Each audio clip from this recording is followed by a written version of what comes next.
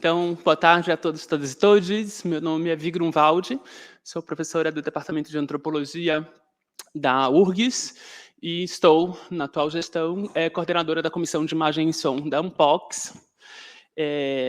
Bom, a gente está aqui nesse segundo evento, né, de um ciclo de Metodologias e Ciências Sociais, né, nessa sessão, enfim, que agora a gente terá a apresentação da professora Anne Stoller, uma apresentação intitulada A Prática e Política dos Arquivos, né? Eu vou, sem muitas delongas, apresentar aqui, vou ler uma apresentação da professora Anne Stoller, que não é tarefa fácil, né? Eu precisaria aqui de uma tarde para sumarizar adequadamente, enfim, os seus feitos acadêmicos e honrarias, né? Enfim, pelo menos desde a década de 1980, né? Após ter lecionado em universidades como Wisconsin-Madison e Michigan, Anne Stoller se torna uma das membros fundadoras da área de antropologia da New School for Social Research, onde segue como William Brandt, professora distinta de antropologia e estudos históricos, além de ter sido professora visitante de renomadas universidades, especialmente nos Estados Unidos e na Europa.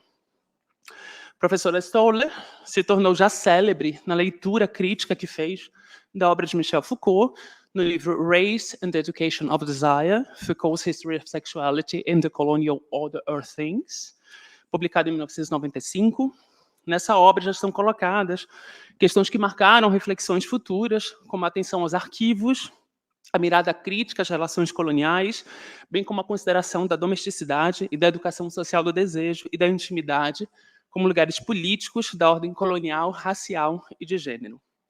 Essa agenda de pesquisa é adiantada inventivamente em livros monográficos subsequentes, como Carnal Knowledge and Imperial Power, Race and the Intimate in Colonial Rule, de 2002, seu absolutamente clássico, Along the Archival Grain, Epistemic Societies in Colonial Common Sense, publicado em 2009 e diretamente relacionado ao tema dessa sessão, além de Durance, Imperial Durabilities in Our Times, né, de 2016, e do recente Interior Frontiers on the Submetrics of Inequality, de 2022, sobre o qual, imagino, a gente ouvirá mais um pouco amanhã.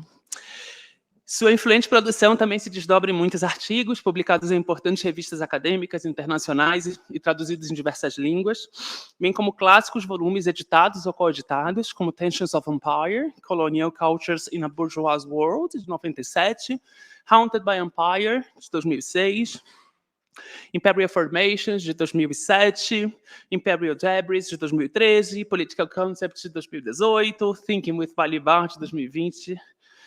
Se pode perceber facilmente a intensa produção dessa pensadora, que, tendo um alcance que extrapola os limites da disciplina para inúmeras outras áreas, é uma dos principais nomes do pensamento antropológico na atualidade, tendo muitas vezes insistido na consideração crítica que nós, como antropólogas, devemos fazer em relação ao nosso próprio campo de saber e a maneira como ele é também inexoravelmente atravessado por relações de poder coloniais, sendo igualmente leitura incontornável para muitas que mobilizam raça, gênero, sexualidade e corpo, né? Já tentando, porque algumas de nós conhecemos aqui no Brasil a partir da noção de interseccionalidade.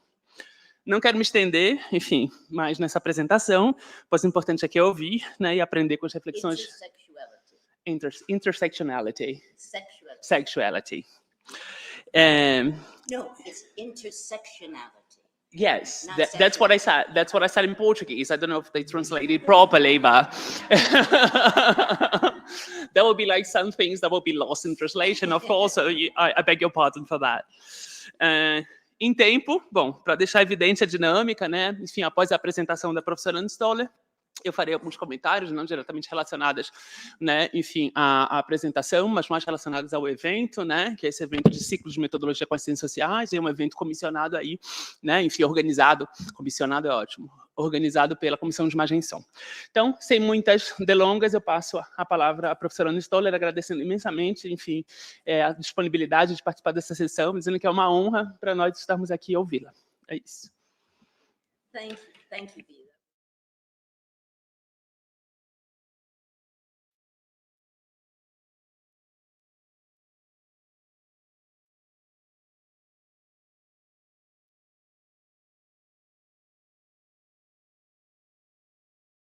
Hello. Well, I have a very loud voice, so I'll try to talk, and someone can go to me, my dear friend Chris. But before I thank everyone for having me, this has been an extraordinary experience. I do have something I need to say. Dissensus from state mandates is something in which many of us share. We're invested in, and we take as our responsibility to do. Before beginning this afternoon, I want to mark a mourning in Black of the ongoing, accelerating massacre and annihilation of over 7,000 Palestinians up to today, many of whom are not Hamas, that are not Hamas supporters and have never been. Apropos of our subject, I want to ask, as we approach the politics and materialities of archives and archiving, whether incinerated, crushed, starved, and tortured Palestinians from Gaza to the West Bank will be the only Palestinian archives left. Archives, as we know, colonial and democratic, as I'll speak about tomorrow, are fictive narratives and political histories of the present. So let me begin. Yeah, it's really hard to talk about academics right now at this time. Many people aren't sleeping. Everyone is glued to the news. All of us are thinking, what can we do? Should we quit the academy? What are we going to do? I was talking to my daughter last night, and we said, well, should we be the human shields? You know, a whole bunch of white women up there. And they would just call us anti-Semitic, terrorists, and kill us too. So it's very hard for us to so cherish our work, which we do, we're so passionate about, but to have this in front of us every day. So that's some of my tension today. But I really want to thank Gabriela, so many people for having me. Gabriela Sosa, where is she? She's there. Where is she? So amazing, has spent a year coordinating, having me come for the first time ever to Brazil and the first time ever to South America. And wow, that's been really something. I've probably gone to 15, 20 other countries. I've never been here. And it's really an amazing honor. So again, thank you for being here today, and thank you for having me. The paper's a little long, and my papers always are a little long, unfortunately. But I do want to talk about what I'm offering today, and some of it is about Palestine. Before this last 2 weeks. So what I'd like to talk about today is about the politics of archiving as labor that allows us to think differently about what constitutes politics and what is entailed in our praxis. I'd like to start with one critical baseline of archival work, that it can never be an extractive process. We've been taught that a lot in graduate school. I was taught, get that jewel, get that great document that no one else has seen, and that's your PhD. It can never be an extractive process, but one that figures how a document or a set of documents provide a possible opening to a field of inquiry in its own right, so that the documents themselves are not the facts and the background, but the field of inquiry in its own right. That should be a guiding principle, whether your archives are paper documents, in digital media, or between the two. So even for the well-schooled and for myself, it is always to remember that treating archives as unmediated sources offers little traction in understanding how they got there and why.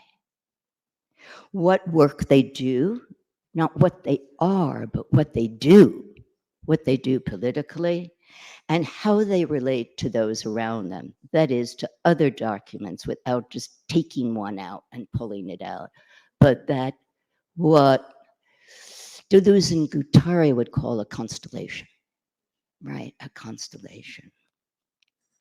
Archives entail, as Donna Haraway has taught us, not about archives, but about situated knowledge, circuits of movement, biographies of their own. They demand attention to content and form. And we do not usually think, and anyone wants to ask me what I mean by form later, I'm more than willing to talk about it because it was essential to my book, Along the Archival Grain. They demand attention to content and form as subjects of inquiry in their own right. It's that tension between content and form I want you to think about. I'm an anthropologist by formal degree, but really I'm not. And I did anthropology, so it would give me the most freedom to do whatever I wanted in terms of political theory, in terms of philosophy, in terms of ethnography, in terms of archives, but mostly on the politics of knowledge and the politics of inequality. That was it from the beginning. And I knew that no one would really get in my way for doing that at Columbia University. I'm an anthropologist by formal degree, historian of colonialisms, racisms past and present, and from philosophy, concept work, on which the ways in which I grapple with power and politics.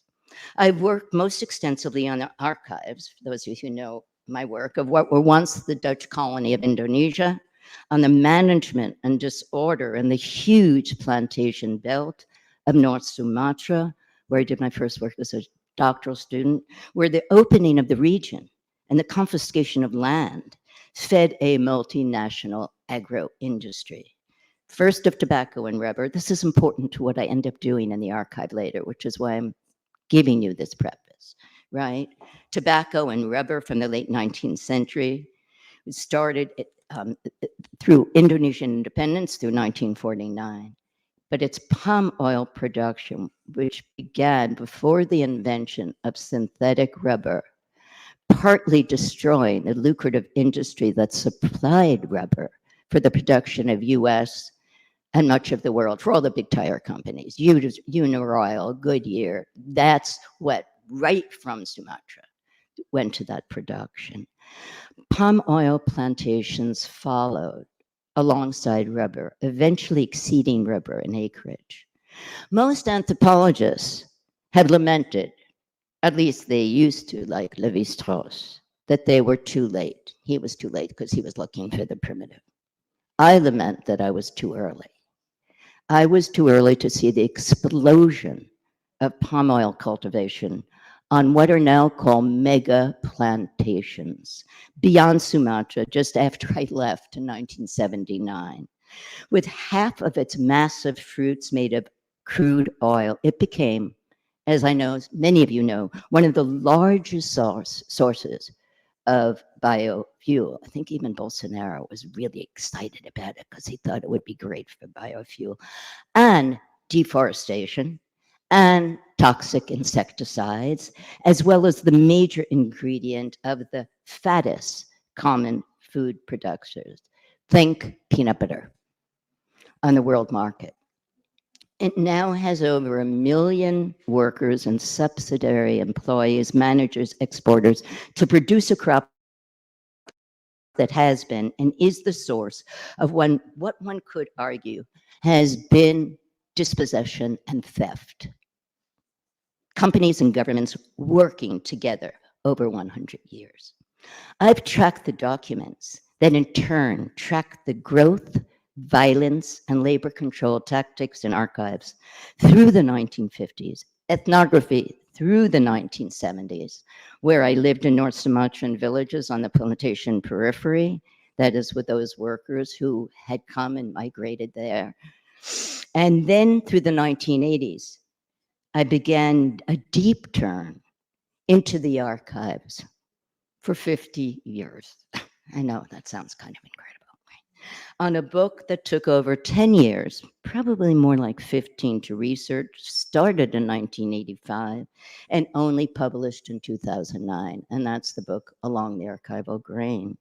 After having worked also on the extreme right in southern France, when Bruno Magret was at the top, and which everyone said when I was working in 1999, for those of you who know French, oh man, il est nul, c'est pas la peine, don't worry about studying him, he's nobody. 20 years later, you all know that his daughter is up for the presidential election, one of two people. I want to argue something that Kant set out rather simply. It was not simple. In 1784, that the present is difficult to discern. What is this present?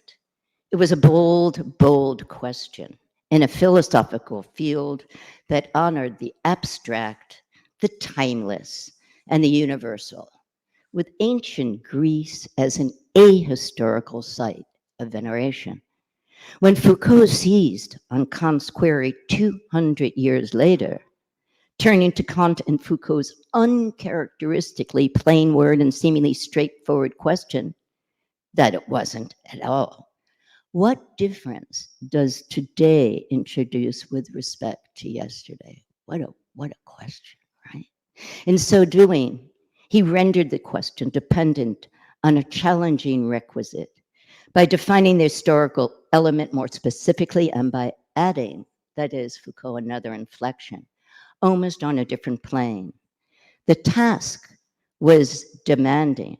He said, you've got to consider an historical ontology of ourselves, an historical ontology of ourselves.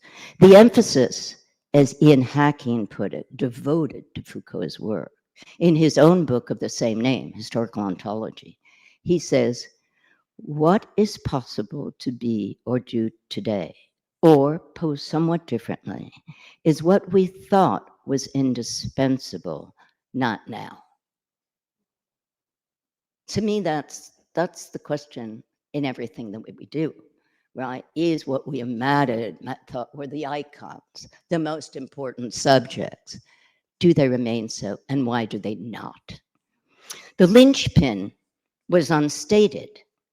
Those relations of power and contest-defining histories, flashpoints when events show themselves as breaches of self-evidence. I love that term. That's a term of Foucault's that he uses to ask about what is an event. An event is not a war. An event is not, some demonstration. It's the breach of self-evidence when all of a sudden what you thought was obvious is no longer so.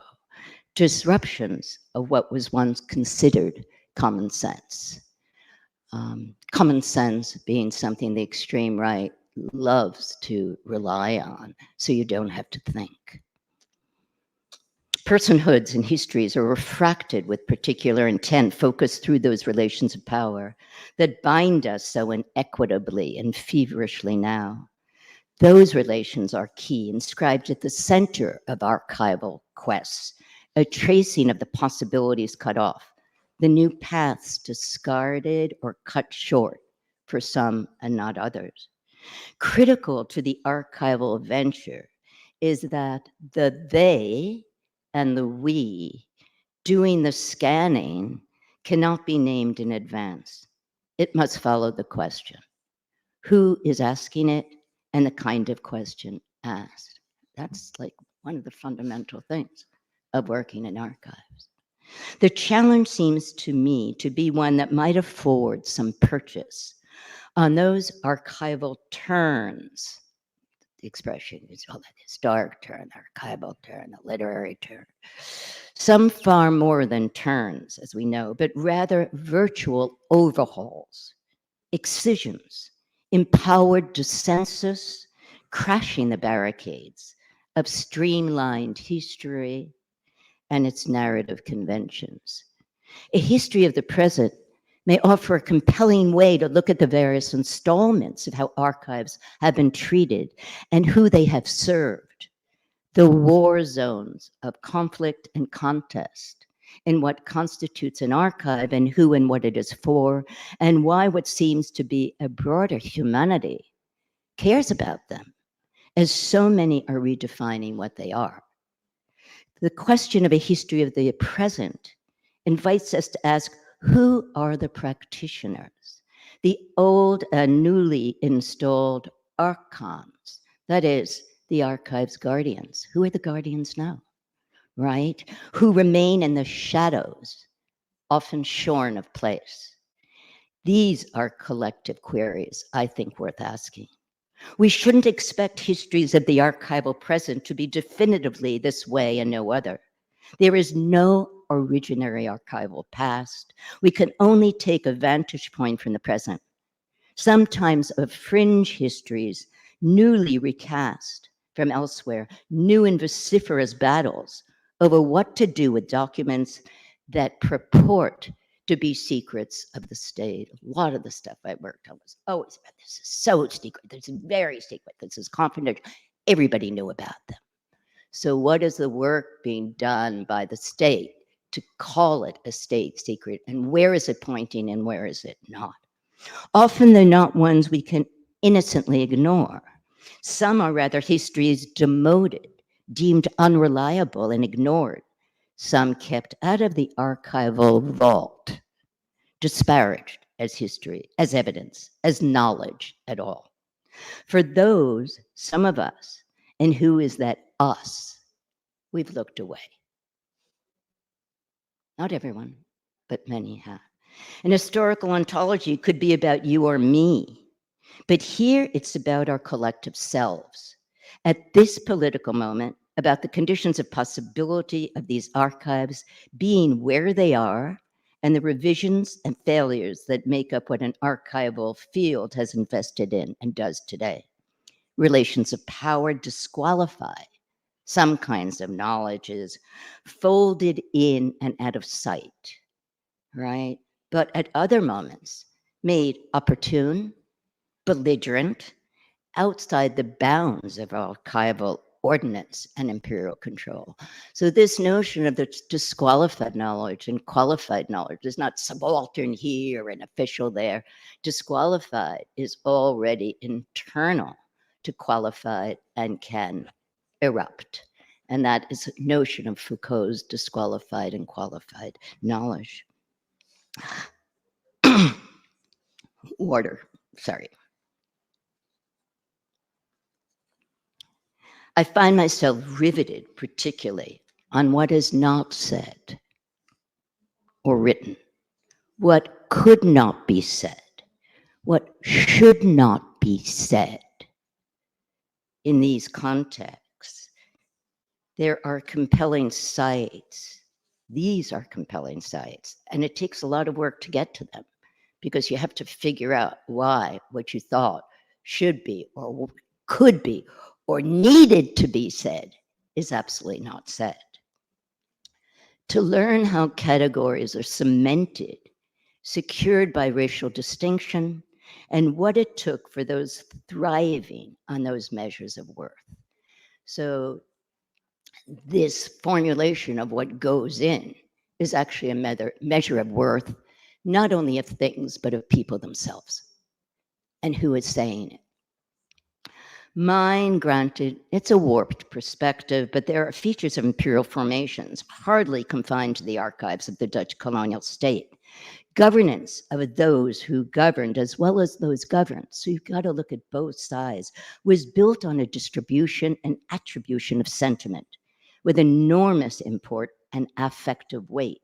It depended on meting out deferred promises invested in the duress of debt.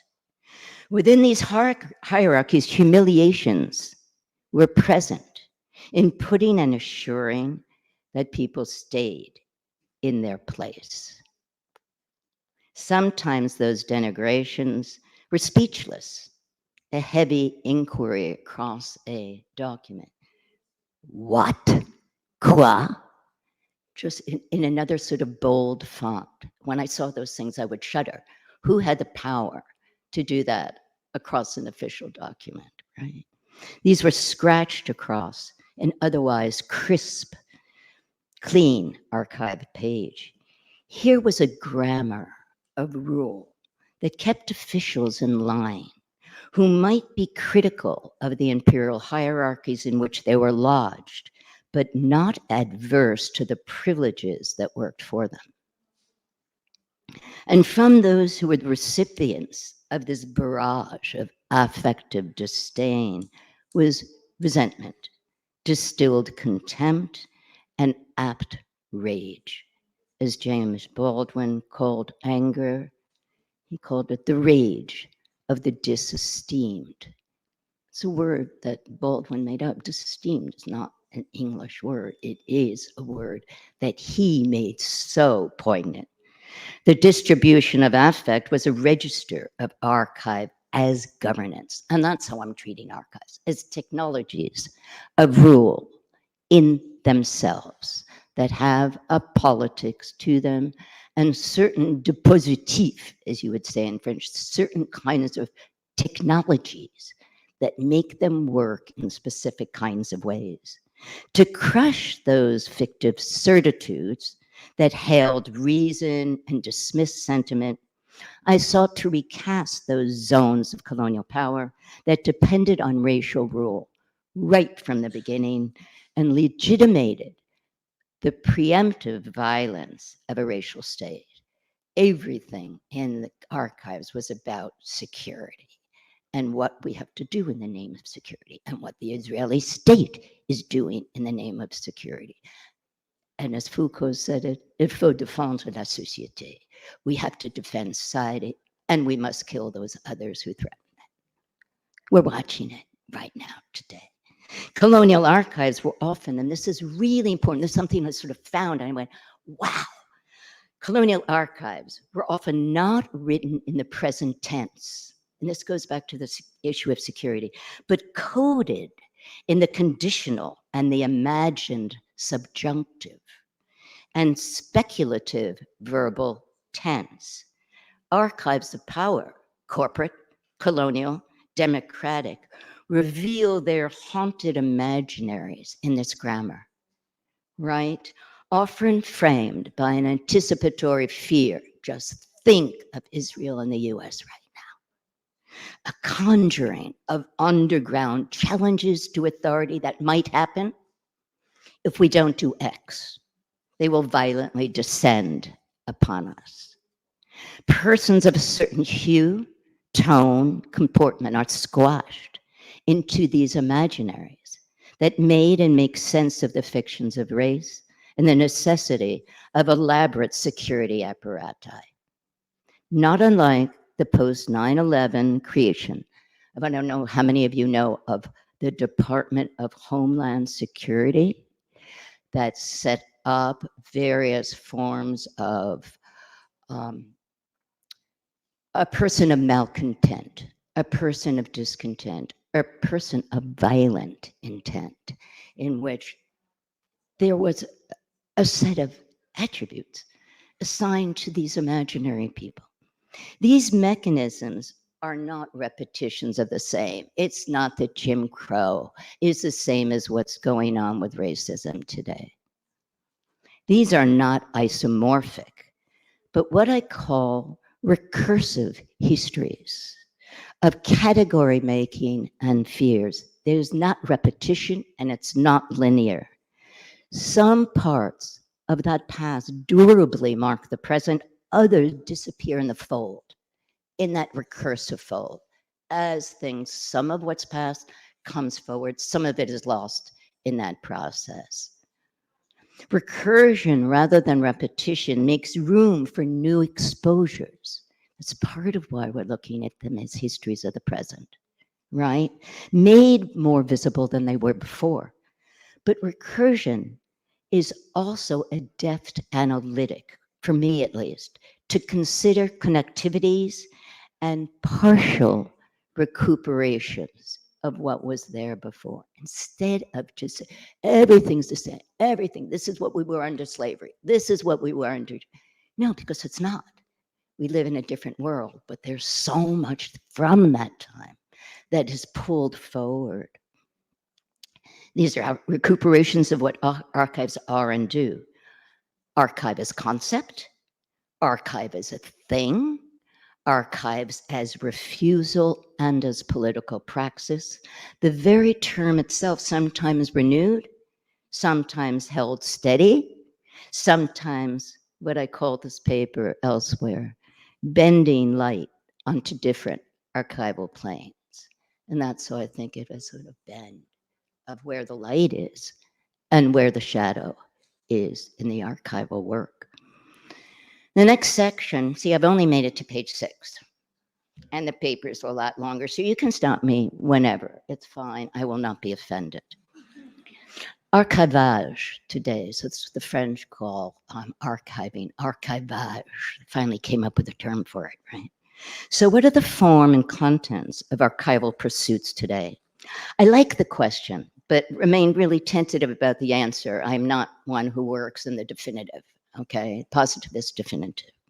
One difference I find really striking is how ubiquitous the term has become everywhere in so many fields.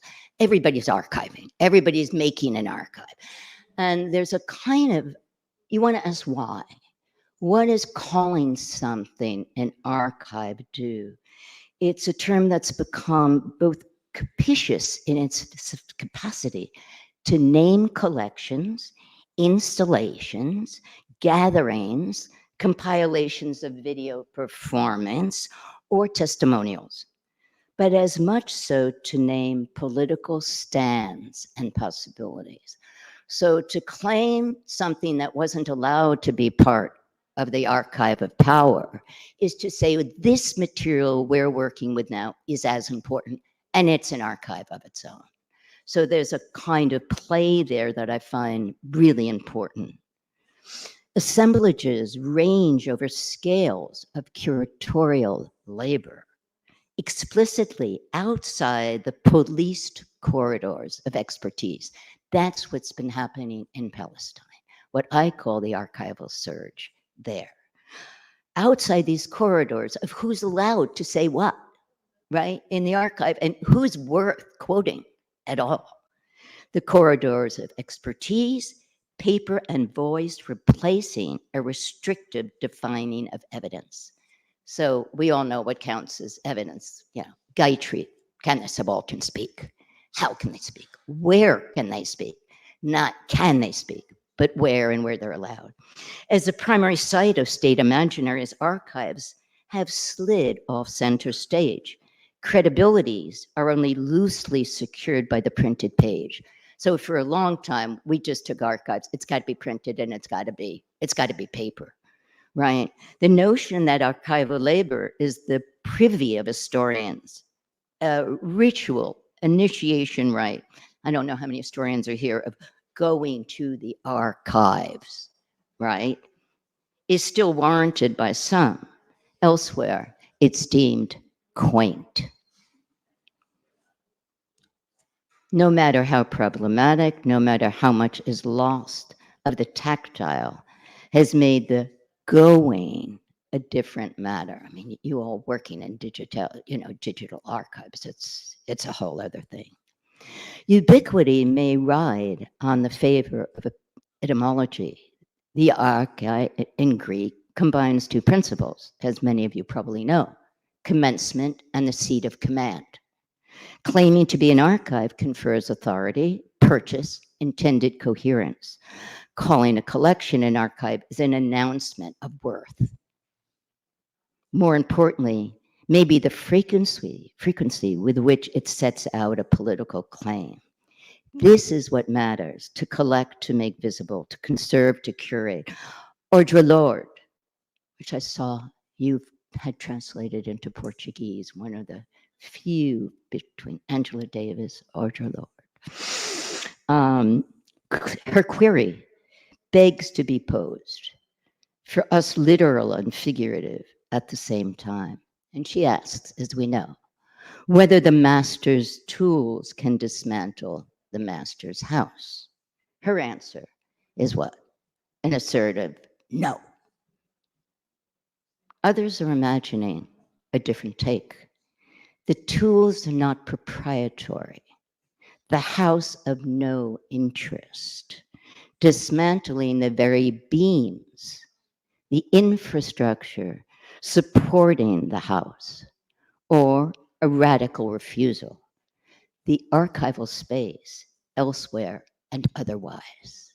That's really, so that wonderful Audre Lorde has, I think, got it wrong.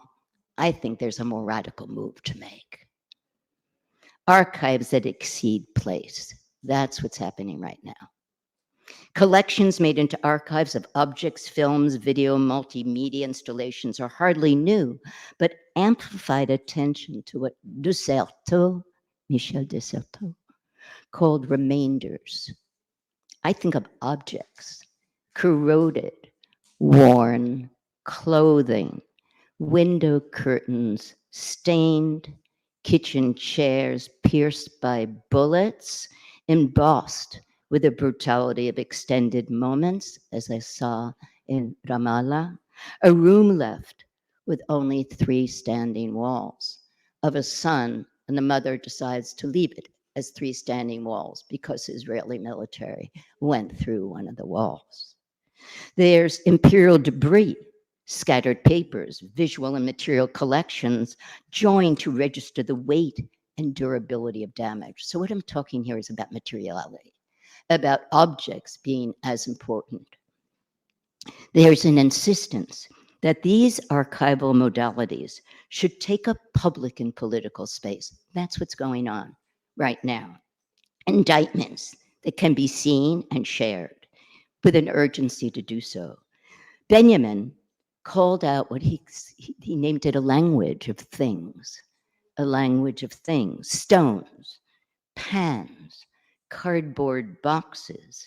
In Ramallah, I was witness to something else. The avid attention in an unfinished archive project to what ordinary Palestinians considered what they called precious things. That was part of the archival collection.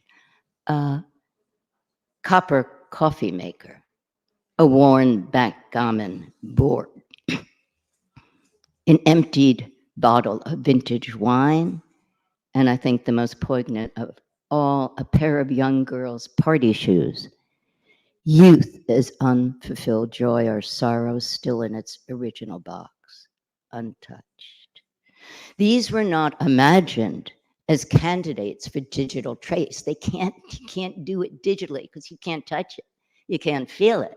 You can't smell it. These were full of a sensorium, right, in which the senses mattered, which you can't get on digital archives. The sensorium is dead.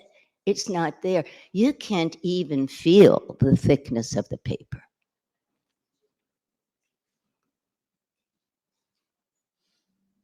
The name of one of the archive projects in Ramallah at the much contested Palestine Museum, you can find it anywhere on the internet, they called it Never Part.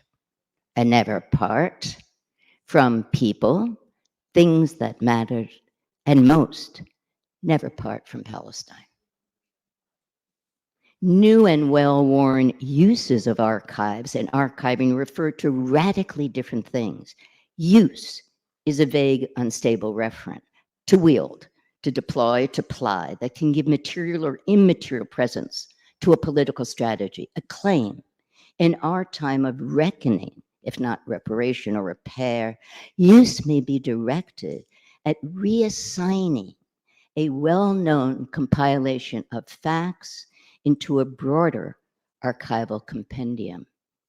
Genocide, dislodged from the singularity of the Holocaust, where it always was, rendered into the 20th century plural racial assault, demanding a politics of archival comparison in a different way, a joining, as people are doing right now, of the German massacre of the Herero in Africa, US soldiers and settlers, the killing of indigenous communities, one after the other.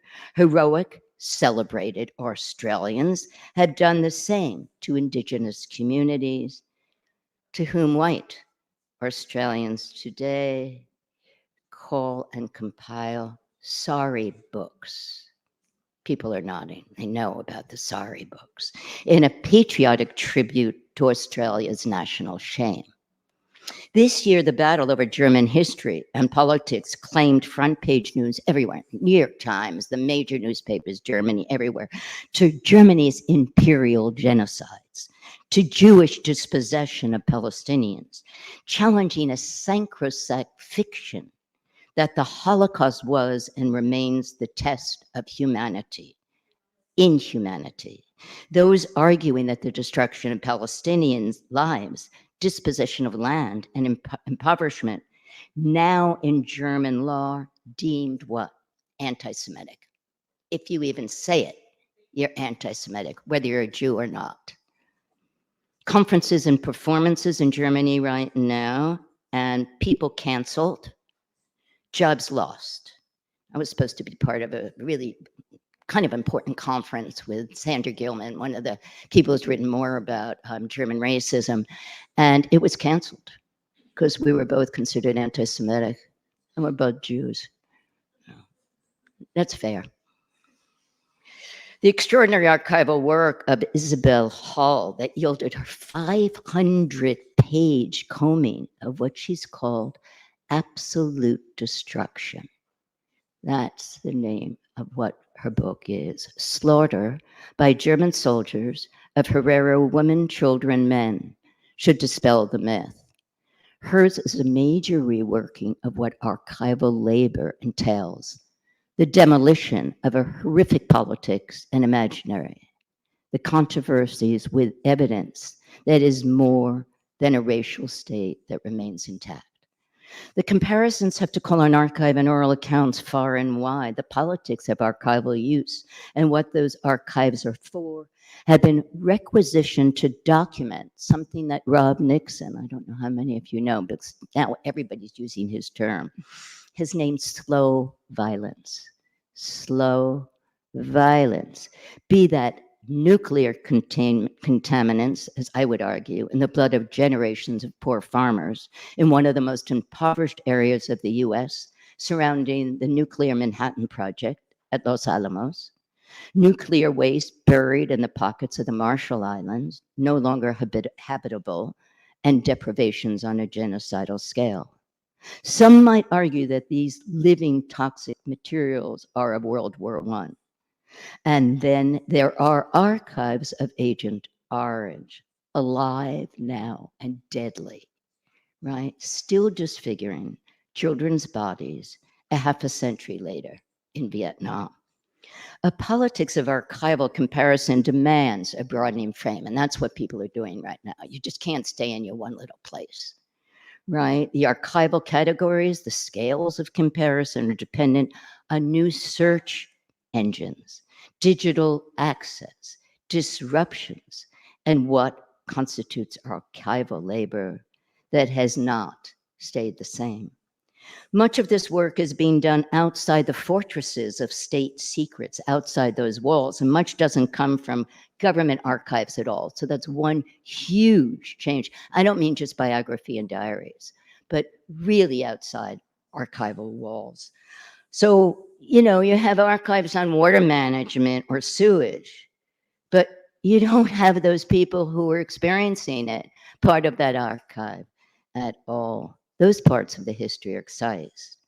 But there are what E.L. Weizmann, extraordinary architect, Israeli but politically pro-Palestinian, he calls it thresholds of detectability.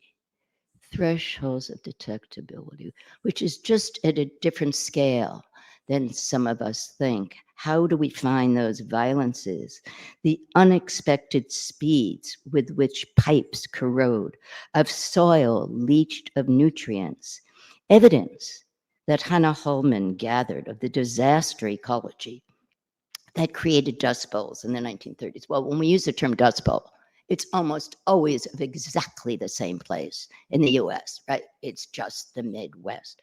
She showed it's not, that there are dust bowls across the globe. Another virtual archive of the present beyond the Midwest. So I can't finish much because I'm probably over time. Am I over time? Tell me, Gabriela, do I have 5 minutes?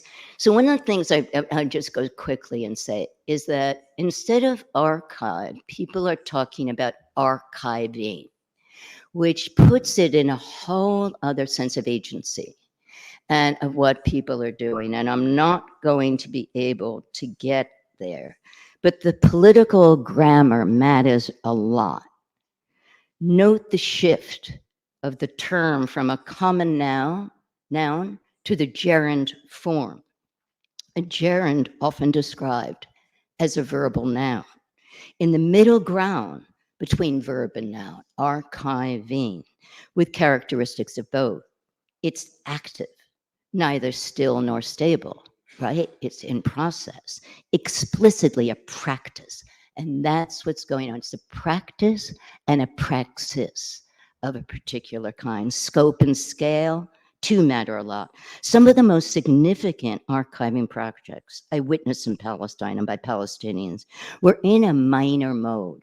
They weren't all funded by big agencies. They weren't at the big state archives. They were a minor mode of experimental in their forms of storage, solicitation, barely funded, ground up with their own sense of success. Archiving is what people were doing, but it's also a new name that's being used a lot, a living archive. What is a living archive and who gets to contribute and how many people get to contribute to it? That garnered exceptional cachet in all kinds of places, with the processes of making it crucial, but also the recruitment of who's going to be part of it. There's one incredible one at Irvine, University of California, that calls itself Living Archive, and any student walking by can add to it. I mean, that seems a little trivial, yeah? But the Living Archives, I think in Palestine, are not. So I call this archiving, it's an imaginative rethinking of political praxis. That's what people are doing. It's taking it out of the hands of the Israeli state, not even addressing the state atrocities, but making the archiving about themselves. That's quite a difference, right? Since all the official archives are about what the Israeli state did and does and will do, this is about something about what matters to people themselves, even living in these conditions. I'm going to have to stop there, I fear. So just can I read the end, just a little? Jacques Rancière's now iconic formulation that politics makes, quote, visible that which has no reason to be seen, is the praxis.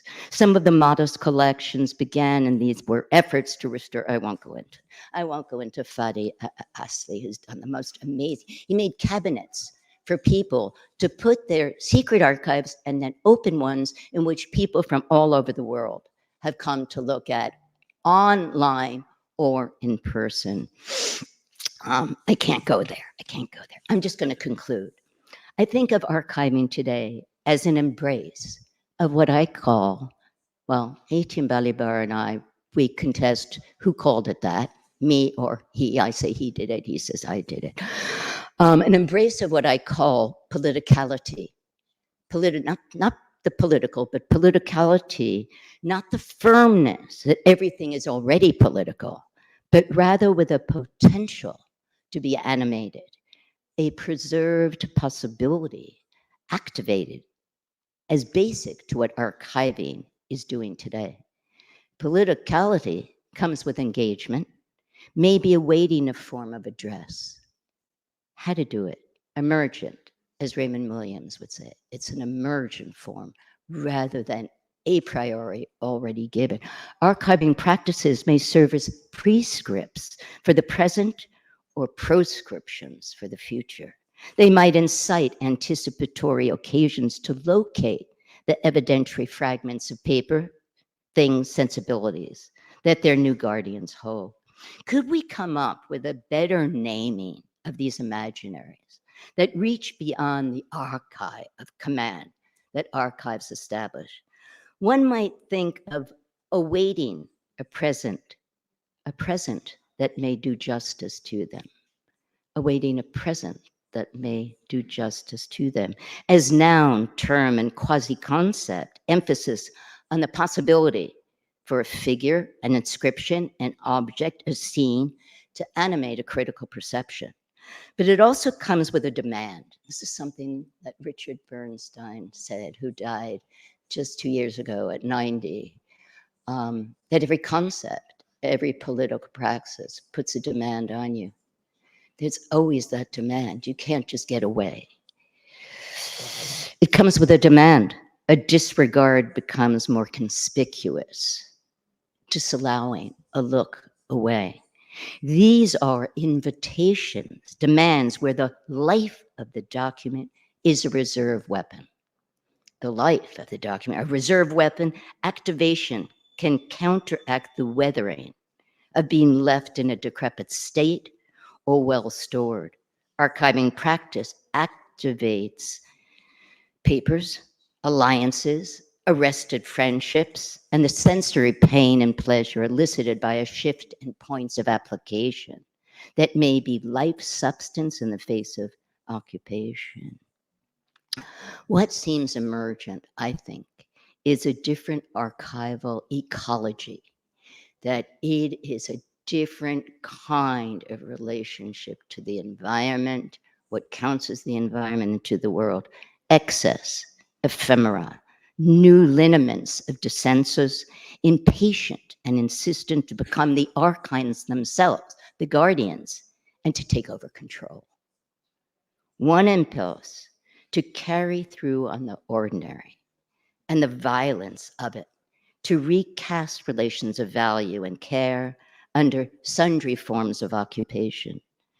Revisioned archiving practices, I promise you, this is the last sentence, may act as a forensic inquiry and restorative justice with abuse, surveillance, and denial put up for scrutiny.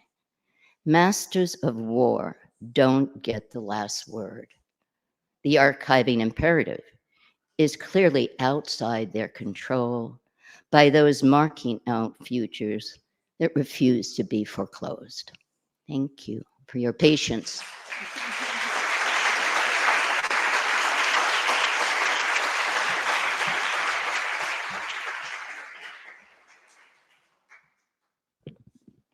Então, obrigada, professora Stoller, enfim, pelas instigantes reflexões e super atuais. Enfim, desculpe pelo tempo, tá? Por sorte, a gente ainda terá amanhã para ouvi-la. You're not listening before. Mas obrigada pelas reflexões, enfim, desculpe pelo tempo. Por sorte, teremos amanhã, então, ainda na conferência para ouvi-la. E, bom, agora cabe a mim fazer, enfim, alguns comentários, né? Mas como eu combinei com a professora Stoller, eles não farão ponderações propriamente sobre as suas reflexões, né? Ainda que algumas sejam retomadas. Diversamente, tendo aí em conta que essa é uma atividade promovida pela Comissão de Imagem e Som, né, em um ciclo de metodologia das Ciências Sociais, gostaria apenas de ressaltar alguns caminhos que foram abertos pela noção de arquivo, né, como categoria analítica útil para análise, parafraseando aí, enfim, a conhecida expressão da Ellen Scott em relação ao gênero, né, bem como desdobramentos da noção de gênero, da noção de arquivo, ato falho, a partir de pesquisas e práticas com e sobre arte e imagem e no diálogo político com campos e práticas de atuação. Desculpo-me desde já, enfim, com a audiência e com a professora Stoller por não seguir aí o árduo caminho de comentá-la, né, e escolher diversamente apresentar aqui algumas das minhas alucinações, né, inevitavelmente marcada por imprecisões e certamente pelo caráter idiosincrático e algo experimental, né, da maneira como tenho construído, enfim, um saber particular e engajado. Construí esses comentários em 3 momentos, né, que possuem certamente muitos pontos de conectividade. O primeiro mais focado em questões do ativismo, um segundo, né, que eu pensei de forma indiciária, por assim dizer, como uma espécie de repositório de ideias e autores que indicam pistas, né, a partir das quais a gente pode pensar um arquivo visual e audiovisual. E, por fim, um terceiro momento, né, de deformações, como eu gosto de falar, analíticas, né, da pesquisa com arquivo e da urgência política de pensarmos o arquivo em sua conexão com corpo e vida. Tudo muito breve, tudo muito provisório, tudo muito incompleto. Né? Não vou tomar tanto do tempo de vocês. Antes, contudo, de iniciar o primeiro momento, creio fundamental marcar que trabalhos como o da professora Anne Stoller têm o mérito de retirar o arquivo, né, do domínio exclusivo da história como disciplina e campo de saber, lançando sobre ele outras perspectivas analíticas, né, e formas de mobilizá-lo. Neste contexto, né, o Along the Archival Grain, né, do qual ela falou, bem como outros livros da professora Anne Stoller, né, são absolutamente exemplares ao realizar tratamentos etnográficos do arquivo colonial. Com isso, apresso-me em elucidar, né, não quero reacender uma falsa contradição entre antropologia e história ou entre etnografia e historiografia, mas, contrariamente, apontar que tratar arquivos como lugares de produção de conhecimento, mais do que de recuperação de conhecimento, como sugere a professora Stoller, nos conduz a modos de produzir investigação social histórica que conjugam diferentes metodologias e atravessam campos disciplinares diversos, mesmo quando a questão é a metodologia que, para muitas, é o apanágio da antropologia. Como elabora Abhijit Kulha em artigo recente sobre trabalho de campo participativo e a pesquisa com arquivos, cito, campo e arquivo são basicamente construções conceituais que possuem uma unidade subjacente. Quanto mais incorporarmos esse fato na formação de futuros antropólogos, tanto melhor será. Na perspectiva segundo a qual o arquivo deixa de ser tomado como dado ou fonte de conteúdos, que deveriam ser mais que tudo decifrados, e passa a ser tomado como agente, como sujeito que promove certas inscrições da realidade social, o que a professora Anne Stoller chama de engajamento com os arquivos como agentes culturais, promove uma mirada crítica na própria maneira como se constrói a legitimidade, a autoridade daquilo que é tido como verdade social, bem como do que é passível de se constituir como material adequado de constituição de nossos argumentos acadêmicos e científicos. Se Foucault, no fim da década de 1960, quando publicou Arqueologia do Saber, já reivindicava o arquivo como sistemas de enunciados que fazem do sentido manifesto em determinadas formações históricas, explicitando seus efeitos na maneira como o conhecimento é construído, os ditos estudos subalternos e estudos pós-coloniais assentaram, nas décadas seguintes, uma série de reflexões socialmente situadas que denunciavam a instrumentalidade com que arquivos eram tratados na construção de histórias oficiais que silenciavam e ocultavam vozes, então, excluídas de uma narrativa tida como paradigmática ou mesmo da imaginação social mais amplamente concebida. A consideração do arquivo como processo, e essa é a palavra-chave, multifacetado, complexo e muitas vezes incerto de inscrição de significados e realidades sociais, tão presente nos trabalhos da professora Anne Stoller, sobre isso ela falou também, retomou hoje, possui como corolário uma visão menos positivista ou absoluta dos modos pelos quais os sentidos de verdade são mobilizados e, especialmente, seus efeitos em termos de construção social e política, das maneiras pelas quais determinados processos sociais são organizados numa complexa teia de relações de força absolutamente desiguais e díspares. O que particularmente me encanta, e aí é um comentário pessoal, em algumas das reflexões etnográficas realizadas pela professora Anne Stoller, a partir da noção de arquivo colonial, é a atenção à incerteza, ao não dito, e a vivacidade com a qual medos, ansiedades e sentimentos difusos, bem como informações bastante confusas e, por vezes, bastante desordenadas, acabam provocando, como contrapartida, respostas bastante contundentes, articuladas e, não raro, violentas e estruturadas por parte de sujeitos privilegiadamente situados nas práticas de governamentabilidade.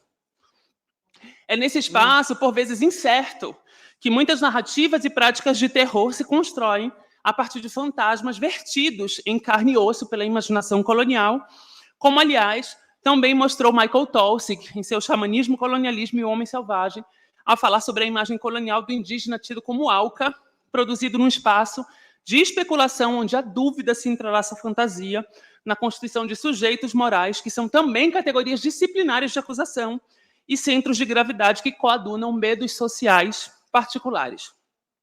Nas minhas alucinações, não estamos aqui tão distantes da imaginação social que se entrelaça em redes de moralidade neoconservadora no Brasil contemporâneo, produzindo um arquivo que imputa às pessoas LGBTQIAP+, a feministas e comunistas, indistintamente, um conjunto heterogêneo de práticas que, indo imaginativamente desde a ideologia de gênero até o marxismo cultural, possui como contrapartida imediata um conjunto de violências simbólicas e corporais das quais temos tido amplo conhecimento. É aqui, talvez, que mais fortemente possamos perceber a importância de considerar processos de agentividade e imaginação social, atentando como, para além dos imperativos de verdade impostos por certas estratégias evidenciais, e aqui cito ipsis literis, um trecho do Along the Archival Grain, imaginar o que poderia ser é tão importante quanto saber o que era. Acho essa uma frase magnífica do livro. O que nesse livro é discutido, né, como uma estratégia de desenvolver negativos históricos e que poderíamos, quiçá, aproximar aí do que Michael Taussig também concebe no seu livro como obscurantismo epistemológico. Para além das implicações... Exactly. Epistemic murk. Yeah. That's the term he uses, which is beautiful. Para além das implicações propriamente acadêmicas e científicas, a explicitação do caráter político e afetivo dos processos de constituição de arquivos deslanchou nas últimas décadas uma série de iniciativas sociais e ativistas cujo motor passa a ser justamente a retomada da produção arquivista por grupos sociais politicamente engajados em suas próprias demandas, a partir de outros regimes e critérios de legitimidade, legibilidade e autoridade. No âmbito internacional, como demonstram alguns trabalhos como os de Susan Pell, grupos como Occupy Wall Street e Olympic Resistance Network passaram a produzir arquivos de protesto e de história oral, né, na construção de uma narrativa que consideram mais politicamente apropriada às suas lutas. A autora lembra também que grupos como Radical Reference e Activist, Archivists, passam a divulgar pedagogias públicas de constituição de arquivos e catalogação, cuja apropriação por diversos grupos sociais coloca o arquivo não apenas como repositório de materiais e fontes para a produção de histórias, mas, de forma mais contundente, os mobiliza estratégica e diretamente nas lutas sociais contemporâneas. Nestas lutas, discursos dominantes são, através desses arquivos, questionados em sua autoridade, incluindo aí questões que envolvem o direito à representação, questão que, por exemplo, tem sido tão importante nas discussões sobre pesquisas com pessoas travestis e transexuais, bem como pessoas racializadas no contexto brasileiro, e a essa questão do direito à autorrepresentação eu volto um pouquinho depois. Pell contundentemente afirma que o papel social e político do arquivo na ordenação do conhecimento, no estabelecimento de critérios de credibilidade e na ancoragem de reivindicações de autoridade e verdade está na prática ativista, sendo mobilizado a partir de uma transformada política do arquivo. Esses caminhos sociais, políticos e metodológicos, abertos, sem dúvida, por reflexões críticas sobre o arquivo, como as levadas a cabo por pensadoras como a professora Anne Stoller, se desdobram em interessantes táticas de ação social, bem como na maneira como podemos aportar um conjunto de pesquisas com grupos sociais contemporâneos que, ativistas ou não, têm mobilizado cada vez mais práticas arquivísticas mais ou menos estruturadas em suas vidas e práticas cotidianas. A mudança do sujeito, de constituição do arquivo como sujeito, não é absolutamente acessória, já que, como a própria professora Anne Stoller tão veementemente ensina, para entender um arquivo, deve-se entender as instituições às quais ele serve. Entro aqui no que eu chamei de momento indiciário, né? Aquele que busca, mais que tudo, dar pistas e perseguir certas reflexões que podem indicar caminhos para a consideração das imagens e sons, né, na produção social e política do arquivo. No século XX, com o surgimento da fotografia e do filme e da possibilidade de reprodução técnica da imagem, para lembrar aí o Walter Benjamin na era da reprodutibilidade técnica, surge também a expansão das possibilidades de visão e do próprio conhecimento.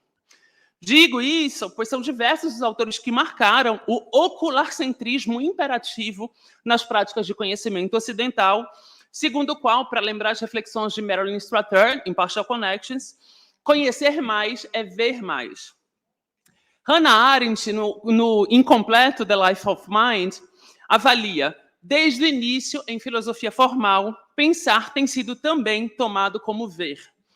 E disciplinarmente, Johannes Fabian, in Time and the Other, por outro lado, fala que a antropologia é tomada como uma teoria do conhecimento interpretada em torno de uma metáfora de raiz visual e diz que, para a disciplina, visualizar uma cultura ou compreendê-la, visualizar uma cultura ou sociedade se torna quase sinônimo de compreendê-la.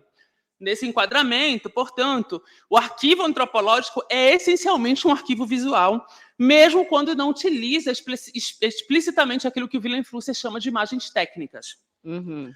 Dana Harter, em seus saberes localizados, também, enfim, acionado pela professora, afirma que fotografias e filmes são celebrados como objetos fabulosos que chegam até nós simultaneamente como registros indubitáveis do que estava lá e como festejos heróicos da produção técnico-científica.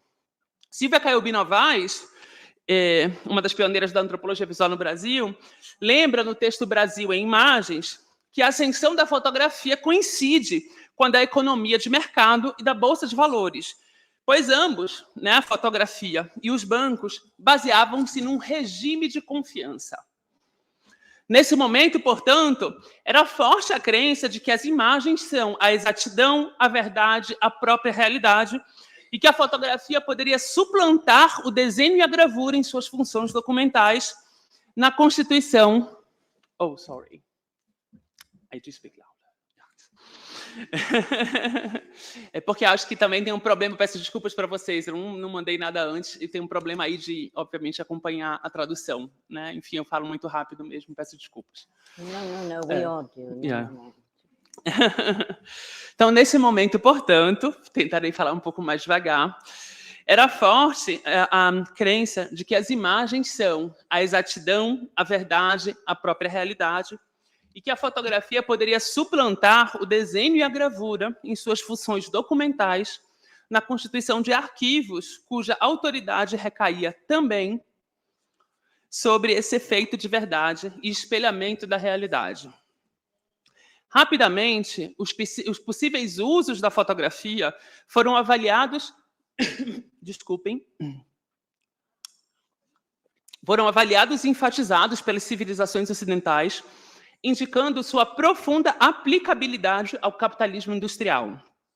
John Berger, no clássico About Looking, fala contundentemente que Marx atingiu a maturidade no ano da invenção da câmera, lembrando como, em apenas 3 décadas após a invenção da câmera, em 1839, a fotografia era usada amplamente na constituição de arquivos policiais, reportagens de guerra, reconhecimentos militares, além do uso em outros tipos de arquivo, como na pornografia, documentação enciclopédica, álbuns de família e etc. Em relação a isso, gostaria também de pontuar como Surin Lalvani, em Photography, Vision and the Production of Modern Bodies, afirma que, legitimando formas específicas de relações sujeito-objeto, tecnologias de visão, como a fotografia, incorporadas em formações discursivas e culturais particulares, organizam relações específicas entre conhecimento, poder e corpo. A análise do corpo, a ênfase no corpo, é importante para lembrarmos que não se trata apenas de uma questão epistemológica. Os arquivos construídos a partir desses regimes visuais são tecnologias de criação de corpos e não apenas de representação evidencial, como é também revelado pelas técnicas raciais de visualização, avaliação e criação de desigualdades sociais naturalizadas a partir das práticas antropométricas do racismo científico lombrosiano. É nesse sentido que Alan Sekula, em Photography Against the Grain, nos aconselha a ponderar o caráter muitas vezes antagônico, ainda que simultâneo, da produção de arquivos visuais, quando afirma que cada obra de arte fotográfica tem oculto seu objetivo inverso nos arquivos de polícia. Tecnologias visuais de produção de arquivo são, portanto, elas próprias tecnologias corporais, como, aliás, também argumenta o antropólogo visual David McDougall em seu Corporeal Images. A fotografia e, posteriormente, o filme passaram a ser celebrados como linguagem universal, sendo capazes de comunicar para além das particularidades da língua falada. 15 minutes, you're 10 minutes left. Okay. No, you don't have 10 minutes left. Okay. You're not letting anyone question. Okay, I'm going to finish. Don't worry about it. So now you're controlling my time. Great. We just changed places, you know? You told me you were talking 15 minutes. Okay. Thank you. A fotografia e o filme se uniram, então... Bom, vou voltar aqui. A fotografia e, posteriormente, o filme passaram a ser celebrados como linguagem universal, sendo capazes de comunicar para além das particularidades da língua falada ou escrita. E no que diz respeito à antropologia, ciência que se formava na mesma época, havia também uma ênfase na produção de um conhecimento universal sobre a humanidade. A fotografia e o filme se uniram, então, à antropologia na constituição de arquivos que comunicavam um sentimento de imersão cultural, para emprestar a feliz expressão de James Clifford. E, ao falar especificamente sobre fotografia, a Elizabeth Edwards chama esse conjunto de práticas e percepções de estratégias evidenciais pautadas nas ideias de evidência e demonstração. No livro intitulado, e não se preocupe que eu vou cortar a última parte, professora, no livro intitulado Crítica da Imagem Eurocêntrica, Ella Schwartz e Robert Stem fazem uma extensa análise do arquivo visual colonial a partir da produção cinematográfica, televisiva, publicitária e de imagens que circulavam em jornais e revistas para denunciar o caráter, enfim, absolutamente eurocêntrico dessas produções. Produções que como também marca Anne McClintock em Cor Imperial, construíam um espetáculo de imagens cujos pressupostos normalizavam as hierarquias e relações de poder geradas pelo colonialismo e pelo imperialismo, sem necessariamente falar sobre esses processos.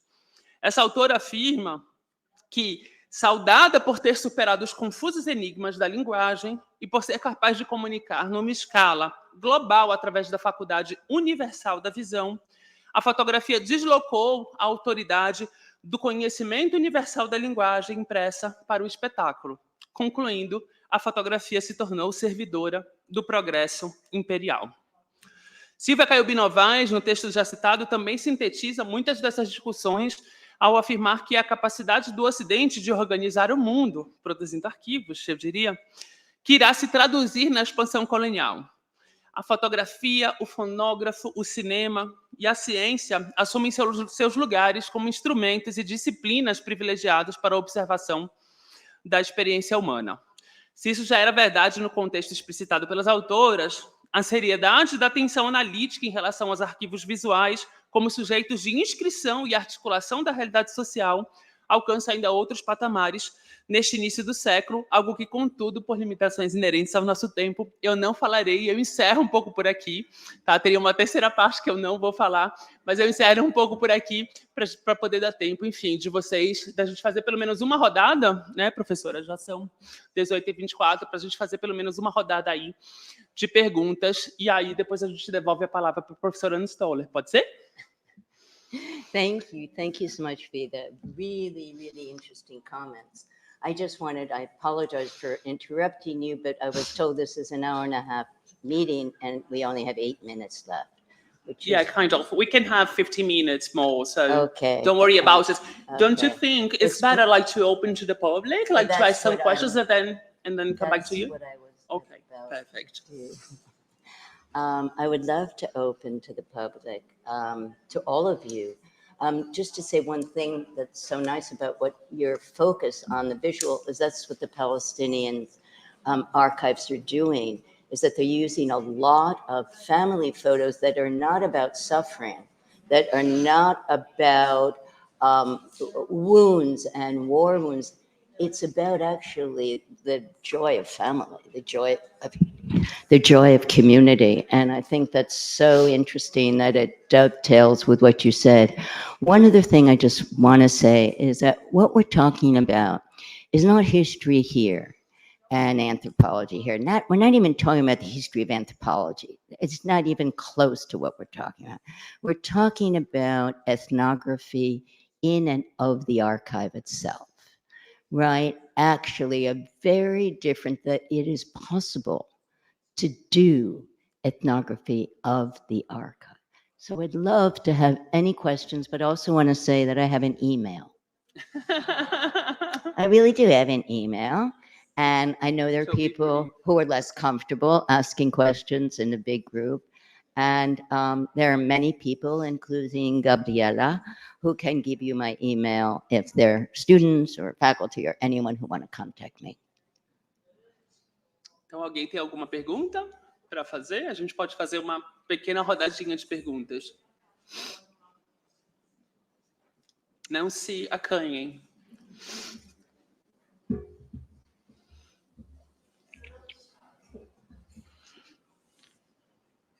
I think people are shy in front of you. Well, we can also, you know, we can have drinks and talk that. I mean, there's so many other ways of being together and communicating and not doing it in this kind of officious way. If people don't want to, that's absolutely fine. I wanted to tell you, though, that a lot of this work is in the new book, Interior Frontiers. The section on Balibar is actually the work from 30 years ago when I first learned the concept of interior frontiers and was blown away by it. He was talking about the nation state in France and Europe. I was talking about the colonies. And the chapter called Weaponizing the Senses has a lot about the politics of sentiment, but there's also another chapter, and it's actually, I call them essays, études, rather than a book that has a crescendo. It doesn't have any crescendo. Is on the archival surge, on archiving as political praxis. So people who miss some of this, because there's a lot of stuff, and I only got through half of what I was wanting to say, you can find it there. And you don't have to buy the book. You can email me or Gabriela, and I'll send you a PDF, because I don't think people have to buy anything. I mean, of books. Okay, então... então, do you think we can finish here? We can Então, like. so, Thank you all for I'm being going to speak here. in English now, because I don't think you have your... So, yes, I do. Ok. Então, gostaria apenas de agradecer imensamente, enfim, de novo, pela disponibilidade, enfim, que você demonstrou em participar dessa atividade, já tendo uma série de atividades aí, enfim, nesse seu longo, extenso tempo no Brasil, e ainda a conferência de amanhã, então, para a gente é uma honra poder te ouvir. Agradeço quem esteve aqui, lembrando que amanhã tem a conferência da professora Stoller, e aqui também, às 17 horas, tem às 11 horas, tá? Obrigada, Gabriela. Que aqui amanhã, às 11 horas, a gente tem a outra sessão também do ciclo de Metodologias e Ciências Sociais. Então, obrigada a todo mundo e boa tarde. Imagino que na tarde. Isso. Até logo.